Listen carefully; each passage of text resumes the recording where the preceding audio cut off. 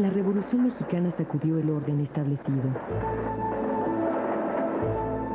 Miles de hombres dejaron sus labores cotidianas para incorporarse a la lucha. También un ejército de mujeres emerge del espacio cerrado del hogar y se unen a la batalla.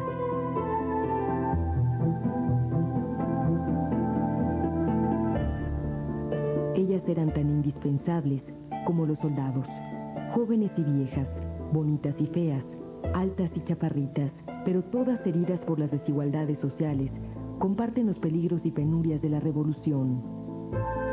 La estructura familiar se tambaleó. Los roles tradicionales se vieron alterados.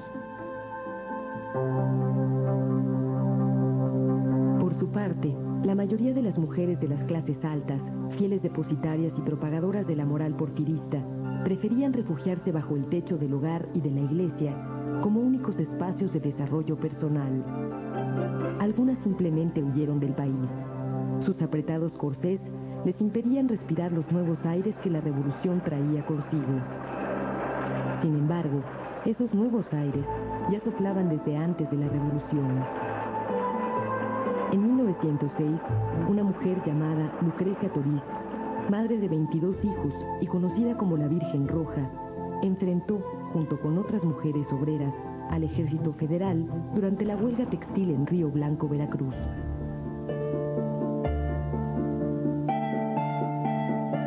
Simultáneamente aparecen las Hijas de Cuauhtémoc y las Amigas del Pueblo, clubes femeninos que demandaban derechos jurídicos para las mujeres. Entre las fundadoras del Club Amigas del Pueblo destaca Juana Belén Gutiérrez, quien más tarde tendrá un papel relevante en la lucha por las mujeres. Se empezaba a sembrar la semilla de la conciencia de género.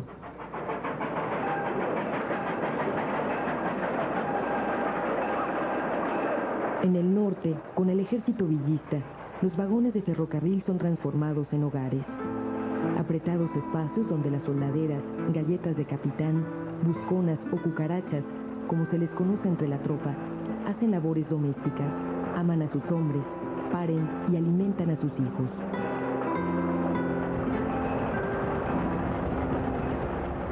En los estados de México, Morelos y Guerrero, las mujeres apoyan la guerrilla zapatista al mismo tiempo que realizan labores en el campo y en las artesanías. Son las principales abastecedoras de alimentos y municiones al ejército rebelde y vigilan el control de precios de los productos de primera necesidad. Algunas con grados de coronelas y capitanas liderean grupos de hombres y se enfrentan a las tropas enemigas.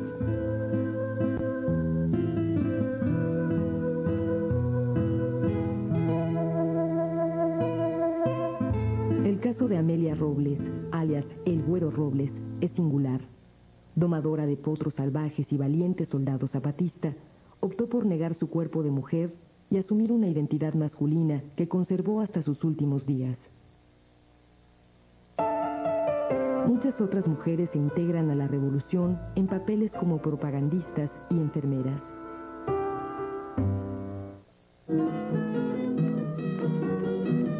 El estado de Yucatán es muy singular. Impulsado por ideas progresistas, el gobernador Salvador Alvarado apoya a las organizaciones femeninas, donde se discute abiertamente sobre la condición política y social de la mujer. En 1916 se realizan 2 congresos feministas en ese estado. Alvarado promueve la incorporación de las mujeres al aparato administrativo, reglamenta el servicio doméstico, prohíbe los prostíbulos y concede a la mujer la mayoría de edad a los 21 años.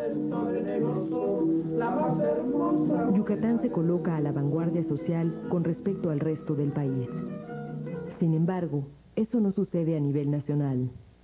Si bien la Constitución de 1917 otorga a las mujeres derechos sobre su persona y sus bienes, el Código Civil establece que no pueden trabajar fuera del hogar sin el permiso del esposo.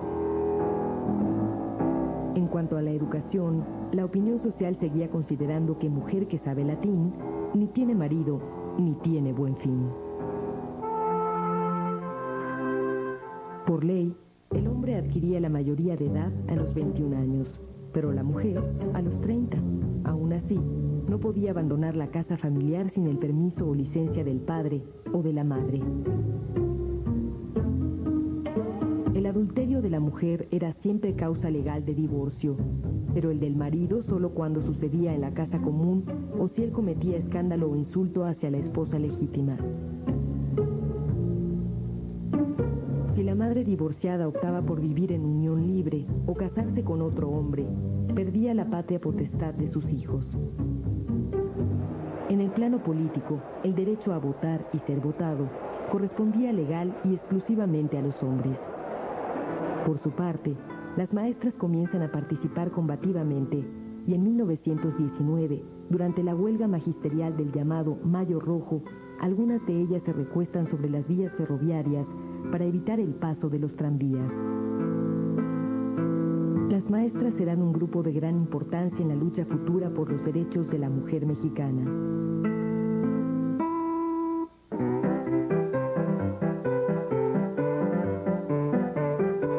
Comienzan los años 20.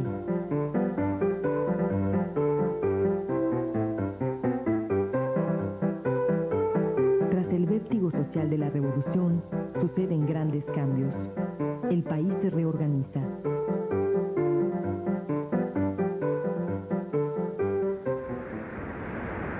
Sin embargo, en el ámbito rural aún no se considera a la mujer campesina como sujeto con derecho a la repartición de la tierra. Aumenta la población urbana.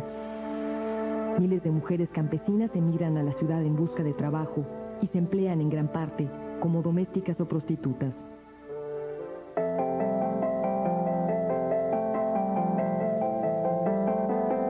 El vestuario femenino se transforma. Las mujeres se cortan el pelo y descubren que son poseedoras de un cuerpo.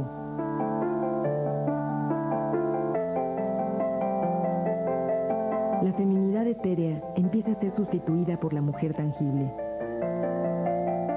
El uso de los cosméticos se generaliza entre las mujeres de distintas clases sociales. Los ojos encendidos de los labios simbolizan la sexualidad y el erotismo recién asumido públicamente.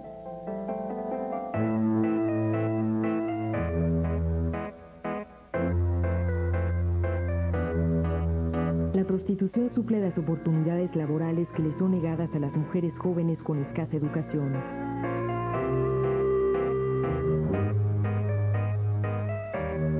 Dado que es un oficio clandestino, los cálculos de la época son aproximados. Entre 20 y 30,000 prostitutas de una población total en la Ciudad de México de alrededor de 700,000 habitantes.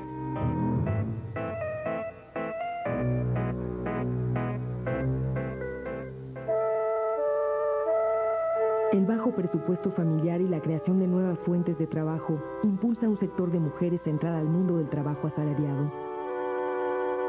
Afloran las contradicciones. Por un lado, se le estimula para que acceda a una mejor educación y a una mayor participación social, y por otro lado, se insiste en el matrimonio como único proyecto de vida para la mujer.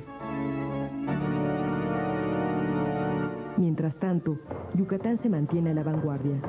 Elvia Carrillo Puerto, hermana del gobernador socialista Felipe Carrillo Puerto, encabeza un sinnúmero de mujeres de clase media, indígenas y obreras, que luchan contra esas inercias sociales. Ocupan cargos públicos y promueven el control natal y la educación sexual. Pero la Iglesia y los sectores más conservadores del país ven las propuestas de control natal como una ofensa contra las leyes divinas.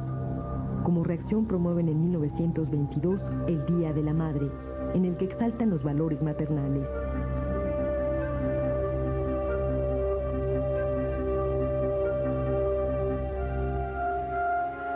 En otras zonas del país, mujeres conservadoras salen de sus papeles tradicionales para incorporarse a la guerra cristera. Colaboran como mensajeras, transportan municiones, organizan sesiones de catecismo y misas clandestinas. Mientras tanto, en las salas de cine, las mujeres compensan con fantasías las realidades no vividas. Los estereotipos femeninos fabricados en Hollywood se convierten en modelos a seguir, en particular el modelo de la mujer fatal. Por Por su parte, el cine mexicano insiste en los peligros que acechan a las mujeres que salen del hogar para enfrentarse a un mundo público.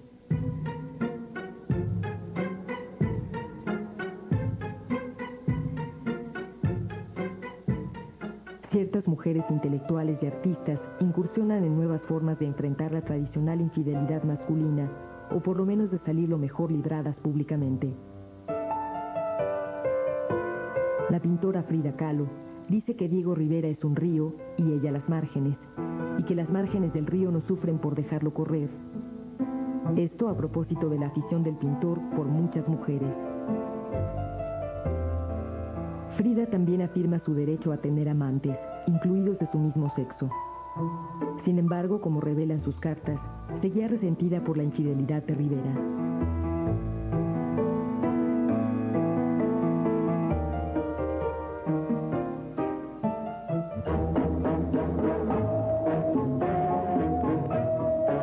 A pesar de la escasa participación de las mujeres en la administración pública, algunas profesionistas llegan a ocupar puestos políticos medios.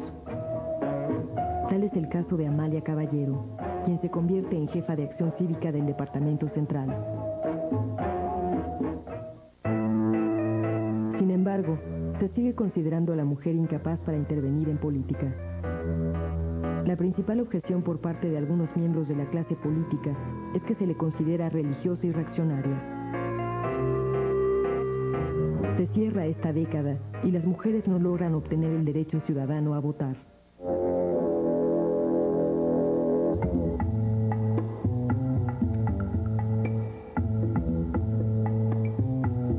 Durante la década de los 30, crece el número de mujeres que se integran al mercado de trabajo, representando casi el 5% de la población económicamente activa.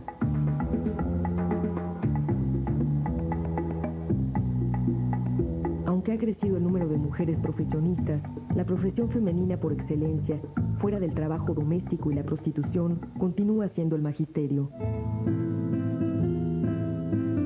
Con la instauración de la educación socialista en el campo, muchas voluntarias colaboran como maestras rurales.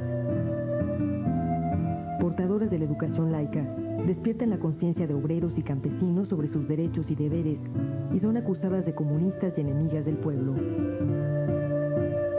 Son también las maestras las que perciben la necesidad de vincular la lucha de las mujeres con los movimientos populares.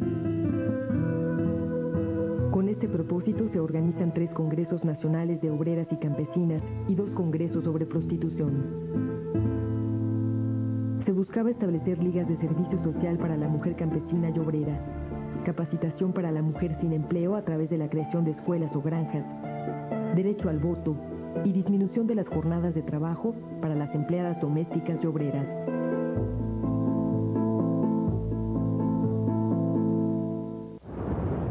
En 1932 entra en vigor el Código Civil que permite a las mujeres casadas trabajar sin el permiso del cónyuge.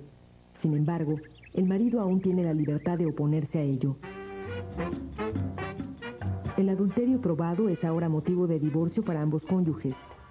Las mujeres, al igual que los hombres, adquieren la mayoría de edad a los 21 años. El dinero no es la vida. Las divorciadas ahora son libres de contraer segundas nupcias, sin perder la patria potestad de los hijos habidos en anterior matrimonio. Tu boquita palpitante. Si bien las mujeres tienen mayor acceso a la educación escolar, se les sigue negando el acceso a la educación sexual. La evidencia en esos años de un sinnúmero de embarazos y abortos entre adolescentes lleva a la Sociedad Eugenésica de México a presentar ante el entonces secretario de Educación Pública, Narciso Bassols, una serie de propuestas a los planes de estudio que contempla informar a niños y niñas sobre sexualidad y cuidado de los hijos. Bassols apoya la iniciativa, la cual fue calificada por la Unión Nacional de Padres de Familia como parte de un complot comunista. Se organizan huelgas estudiantiles, se cancela la moción y renuncia a su cargo Narciso Bassols.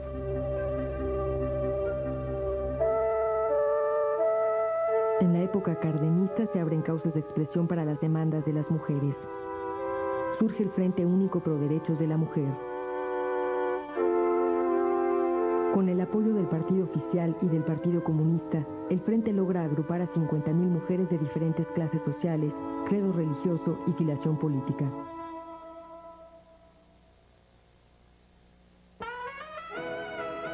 Durante este periodo, también las prostitutas se organizan.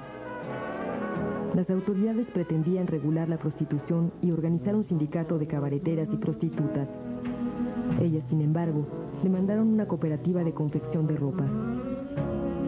En lugar de sindicalizarse, se afiliaron a grupos políticos radicales como la Confederación Nacional de Veteranos de la Revolución o la Asociación de Trabajadores del Teatro para presionar contra los abusos de los dueños de cabarets. Mientras tanto, Concha Michel y Juana Belén Gutiérrez, antigua luchadora desde el Porfiriato, encabezan el grupo llamado La República Femenina. Esta organización sostiene que el desequilibrio social es consecuencia del triunfo del patriarcado sobre el matriarcado e insisten en que el problema de la mujer no es solo de clase, sino también de género.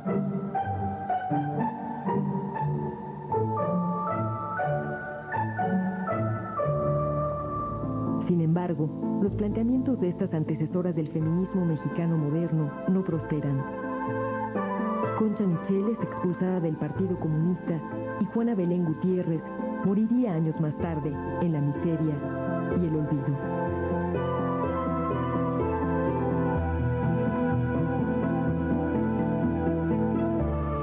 El descontento femenino tiene eco en la política gubernamental. El presidente Lázaro Cárdenas se manifiesta en favor del voto femenino.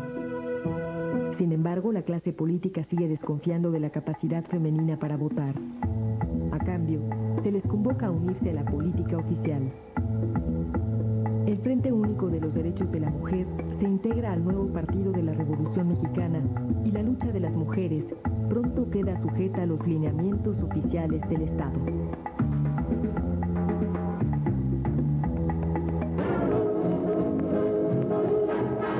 Los años 40 significaron la entrada a una etapa de crecimiento económico. La anhelada modernidad despertó algunas inquietudes. Yo tengo que encontrar trabajo.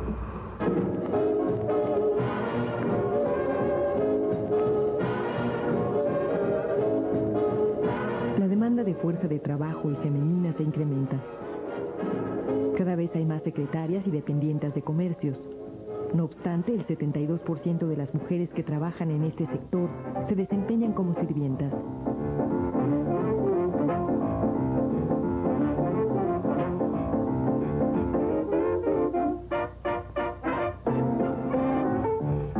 Por iniciativa del presidente Manuel Ávila Camacho, se organiza el Comité Coordinador de Mujeres para la Defensa de la Patria, integrado por mujeres que habían pertenecido al Frente Único Pro Derechos de la Mujer. Ellas protestan ahora contra el fascismo y a favor de la entrada de México en la guerra al lado de los aliados. Al concluir el conflicto armado, el comité se transforma en el Bloque Nacional de Mujeres. De nuevo se retoma la lucha por los derechos políticos femeninos, pero dentro de los deslindes oficiales.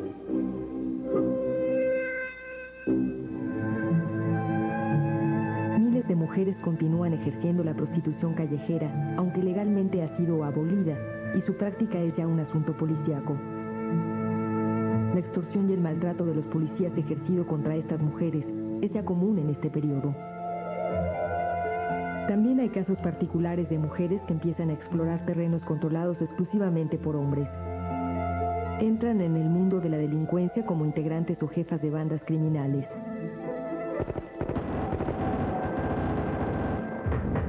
En esos tiempos hubo una famosa narcotraficante conocida como la Reina del Opio. El acoso a la participación de las mujeres en el mundo público se reflejó en algunos juicios emitidos en contra de las profesoras embarazadas. En un artículo periodístico, apelando a razones morales y pedagógicas, se reprueba públicamente que las maestras preñadas impartan clases, porque dice, despiertan apetitos sexuales en sus discípulos y además porque su coeficiente intelectual se reduce durante la maternidad. Asimismo, se reprueba que cuando son madres solteras, gocen de las mismas prestaciones que se les brinda a las maestras que tienen sus hijos en legítimo matrimonio. Durante estos años, la prensa y la radio transmiten mensajes que confunden la independencia femenina con la simple obtención de un ingreso extra. La publicidad insiste, liberarse es ganar unos cuantos pesos más sin descuidar el hogar. También es el tiempo en que las mujeres enfundan sus piernas en medias de nylon y se tiñen los cabellos de rubio.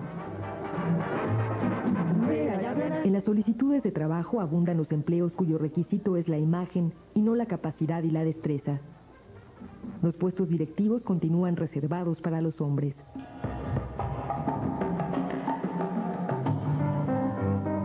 En el mundo del arte destacan ciertas figuras femeninas. La poeta Pita Amor, quien posó desnuda para Diego Rivera, publica su libro de poesía Yo soy mi casa. Al decir casa, pretendo expresar que casa suelo llamar al refugio que yo entiendo que el alma debe habitar. Algunas mujeres empiezan a acceder a puestos directivos en la industria cinematográfica, como Matilde Landeta. En ese tiempo, el candidato presidencial Miguel Alemán Valdés se compromete a otorgar el voto femenino, pero en 1947 se concede ese derecho únicamente en elecciones municipales. A pesar de ello, ciertas mujeres siguen teniendo acceso a cargos públicos, como María Lavalle Urbina, primera mujer magistrada del Tribunal Superior de Justicia del Distrito Federal.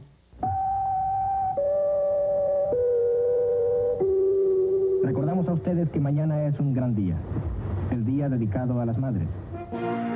Mientras tanto, los guardianes de la moral social insisten en que la función más sublime de la mujer es la procreación de la vida. Y para que no se olvide, se inaugura en 1949 el Monumento a la Madre.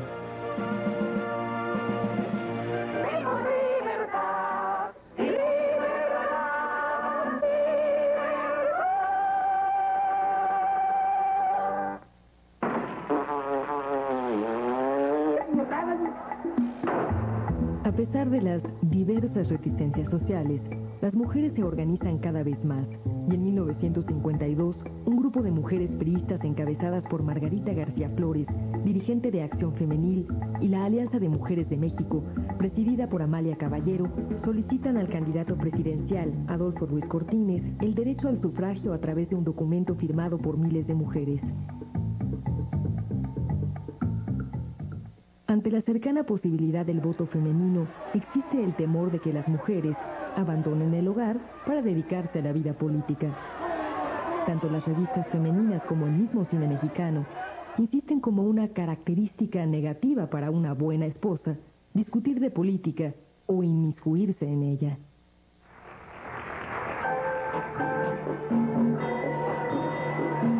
Se inaugura un nuevo centro educativo, la Escuela para Novias, la cual tiene como objetivo principal enseñar a las jóvenes a ser mujer.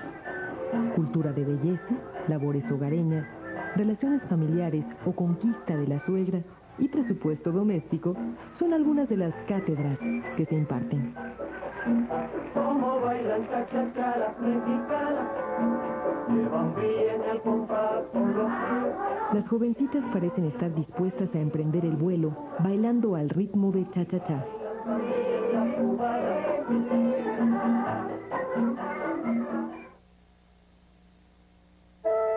Sin embargo, la maternidad continúa siendo la más importante preocupación de muchas mujeres. Así, al final de su vida reproductiva, llegan a tener un promedio de 6 hijos. El 17 de octubre de 1953 se publica en el Diario Oficial de la Federación la reforma que por fin reconoce el derecho al voto femenino a nivel nacional.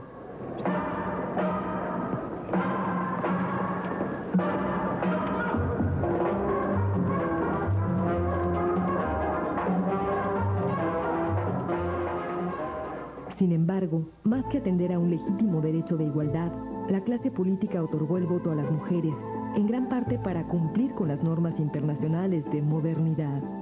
Además, el valor del voto femenino fue solo simbólico, porque el sistema corporativo ya controlaba los procesos electorales. Mujeres, raza maldita, las odio de corazón. Pero qué bonitas son cuando uno las necesita. ¿Qué? Perdón, me equivoqué de final. Bueno.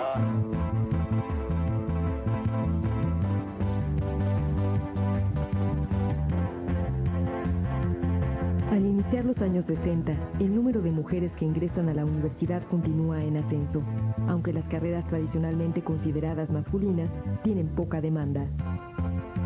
Ahora el porcentaje de mujeres que trabajan por un salario es de casi 18%, aunque el principal sector que las ocupa sigue siendo el de servicios. Al igual que la década pasada, las mujeres continúan teniendo un promedio de 6 hijos. En este tiempo también muchas mujeres erigen en sus cabezas altísimas mamposterías a prueba de tiempo. Otras más se atreven a usar la controvertida minifalda.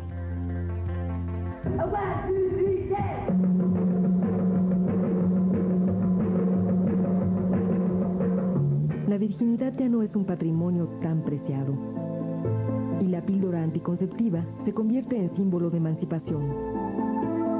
Muchas mujeres ya no consideran al matrimonio y la maternidad como su principal proyecto de vida.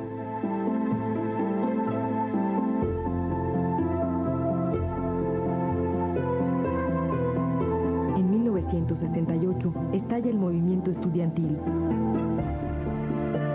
Muchas mujeres participan activamente y algunas llegan a ser líderes.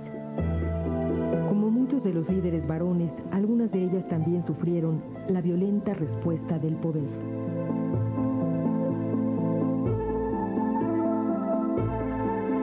Entre estas mujeres destaca Roberta Avendaño, mejor conocida como Tita, que en ese entonces era delegada de la Facultad de Leyes ante el Consejo Nacional de Huelga y quien fue presa en la cárcel de mujeres. Sin embargo, dado que casi todos los líderes eran hombres, la colaboración fundamental de las mujeres se limitaba a las actividades de soporte. Participar en las manifestaciones, echar porras, elaborar pintas, distribuir volantes, abastecer alimentos, cobijas, etc.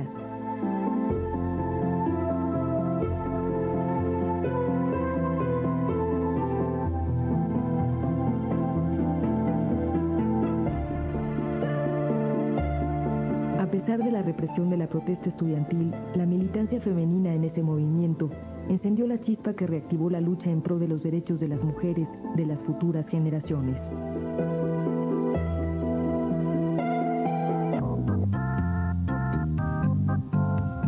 La chispa encendida en los años 60 provocó una fuerte explosión en los años 70.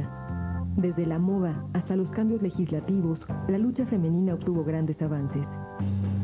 Es la época de las cabelleras sueltas, de los pantalones acampanados, minifaldas, botas, huaraches, el uso de hot pants y hasta el desuso del brasier caracterizan la nueva moda de esa década.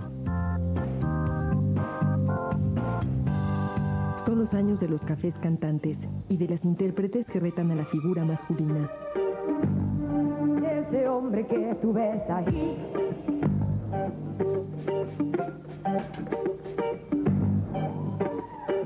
Son los años también en que muchas jóvenes incursionan en el terreno de la autonomía personal.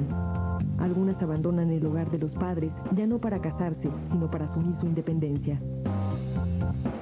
Según la Constitución, ser mayor de edad ahora es tener 18 años cumplidos, sin importar el sexo. A principios de esa década, surge el movimiento feminista en México, alimentado por el feminismo europeo y norteamericano. Las demandas centrales de las feministas eran la legalización del aborto, mayor penalización a la violencia contra las mujeres y apoyo a mujeres violadas. 4 días antes de iniciar el Año Internacional de la Mujer, se expiden 2 decretos que reforman y adicionan a la Constitución 3 códigos y 4 leyes relativos a la igualdad jurídica y política entre la mujer y el hombre. el movimiento feminista empieza a rendir frutos. En 1976 se presenta el primer proyecto de ley sobre maternidad voluntaria, la cual contempla el derecho y la libertad de las mujeres para decidir sobre su cuerpo.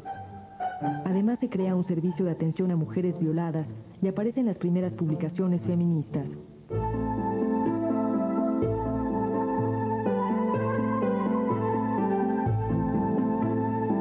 Ese mismo año, y por primera vez, es designada una mujer como secretaria de Estado.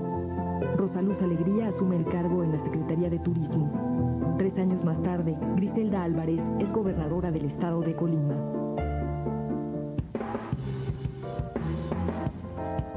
El movimiento feminista continúa avanzando. Surgen 2 organizaciones importantes: la Coalición de Mujeres, que busca la elaboración de un programa común, y el Frente Nacional de Liberación de la Mujer, el cual centró su lucha en la legalización del aborto. Por supuesto, las mujeres de los sectores más conservadores se opusieron rotundamente a esa demanda. La participación social de la mujer, sin embargo, continuaba desde posiciones marginadas. Según las estadísticas, las mujeres que tenían acceso a un trabajo representaban menos de la 1/5 parte de la llamada población económicamente activa. En cuanto a la educación primaria, más del 60% son niños. Y las niñas, el resto. Aunque cada vez más mujeres acceden a carreras universitarias, la educación profesional y de posgrado sigue siendo principalmente un privilegio de los varones. Socialmente, la carrera más elogiada para las mujeres sigue siendo la maternidad. Un promedio de casi 7 hijos por cada mujer es prueba de ello. El Estado reacciona y empieza a aplicar medidas de planificación familiar. La familia pequeña vive mejor es uno de los eslogans que circulan en los medios de comunicación. Las mujeres casadas continúan integrándose al mercado de trabajo asalariado, aunque predominan las mujeres jóvenes y solteras. Todavía las perspectivas de un amplio sector de mujeres es trabajar o estudiar hasta contraer matrimonio. No obstante, el modelo familiar cambió. Por un lado se incrementó el número de divorcios. Y en muchos casos, el tradicional papel del jefe de familia fue paulatinamente desplazado por la jefa de familia.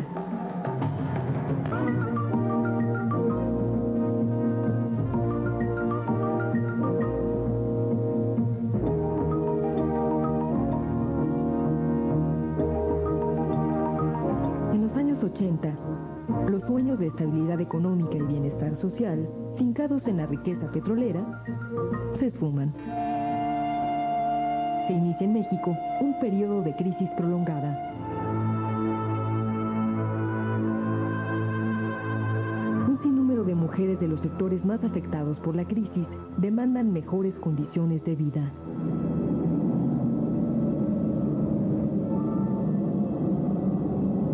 Muchos de los grupos iniciadores del movimiento feminista se transforman en asociaciones civiles u organizaciones no gubernamentales y se dedican a tejer redes.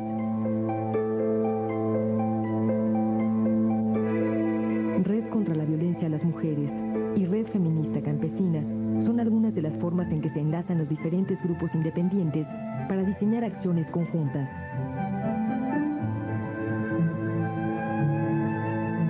En 1982, y por primera vez en la historia, una mujer es candidata a la presidencia de la República con la postulación de Rosario Ibarra de Piedra por el Partido Revolucionario de los Trabajadores. Quitaríamos esa silla, en buena hora, que quitaríamos esa silla. Ahí pondríamos un montón de sillas para que se sentara el pueblo. Ahí pondríamos innumerables... La silla presidencial, sin embargo, ya estaba destinada a Miguel de la Madrid. ¡Viva México! La presencia femenina en las altas esferas de la política sigue siendo escasa. Hasta ese momento, pocas mujeres han ocupado el cargo de gobernadoras. Sin embargo, el Poder Legislativo, principal canal de acceso político para las mujeres de los sectores populares, cuenta con la mayor participación femenina. Hasta 1985, casi 200 diputadas y 9 senadoras han participado en el poder legislativo.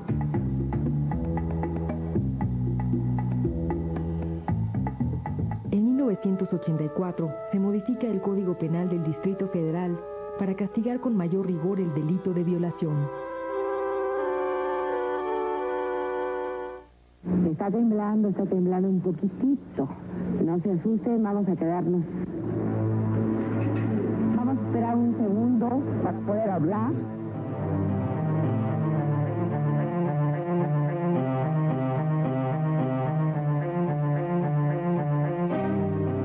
El terremoto de 1985 rompe con el aislamiento en el que se encontraban muchas mujeres.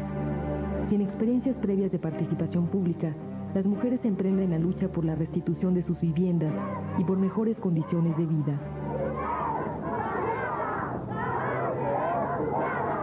A raíz del terremoto, emergen grupos de mujeres de diversas zonas populares de la Ciudad de México que se organizan utilizando su recién adquirida experiencia pública.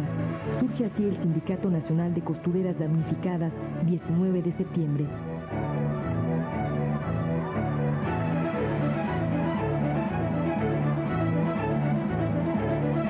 Al iniciar los años 90, el rechazo a la violencia continúa siendo una de las principales demandas de los grupos femeninos. Las diputadas de todos los partidos políticos proponen reformas al Código Penal en materia de delitos sexuales y en 1990 se aprueba un incremento a la pena por violación.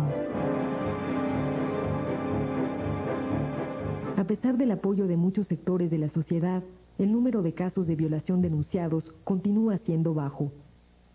Careos humillantes con el violador y agobiantes interrogatorios son algunos de los desafíos a vencer por las víctimas que en la mayoría de los casos sucumben en su acusación. Al igual que en la década anterior, siguen apareciendo numerosos informes en torno al aborto clandestino. Dado que se trata de una práctica ilegal, las estadísticas resultan aproximadas. Según varias fuentes, al año se registran cerca de 850,000 abortos clandestinos. Se calcula que por lo menos 1.500 mujeres mueren al año por consecuencia de un aborto mal practicado, ya sea por el uso de métodos inadecuados o por caer en manos de médicos improvisados que aprovechan las ventajas económicas de la prohibición. La mayoría de esas mujeres pertenecen a las clases más pobres del país. No es lo mismo abortar en la abundancia que abortar en la miseria.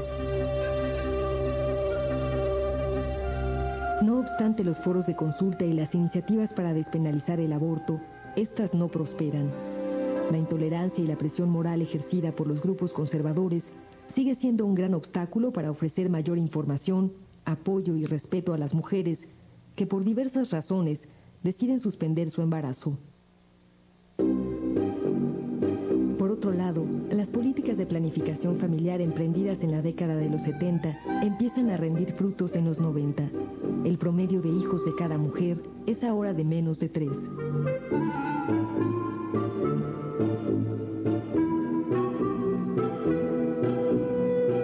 Sin embargo, uno de los hechos más relevantes ha sido la creciente participación de las mujeres en el mundo del trabajo. A fines del milenio, las mujeres mexicanas representan más del 30% de la población económicamente activa.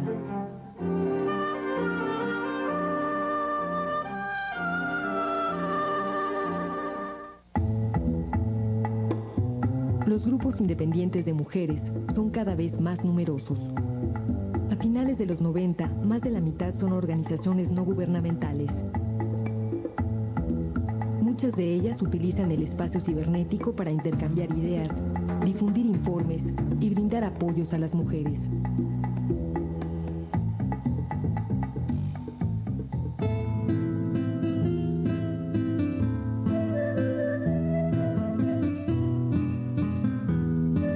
También, a final del milenio, emerge con fuerza la participación de las mujeres indígenas.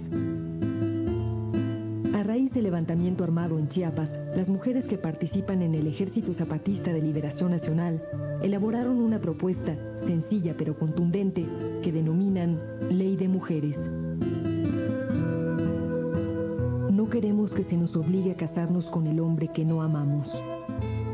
Queremos tener los hijos que deseamos y podemos cuidar. Queremos tener derecho a hablar nuestra palabra y que ésta sea respetada. Las mujeres mexicanas del siglo XXI no parecen dispuestas a regresar al pasado. Aún quedan por superar problemas y prejuicios. Pero ya sea con canastas o portafolios, faldas o pantalones, anteojos o pasamontañas, las mujeres parecen cada vez más empeñadas en lograr no solo su propia emancipación, sino la del resto de la especie humana. La liberación de la mujer es también la liberación del hombre.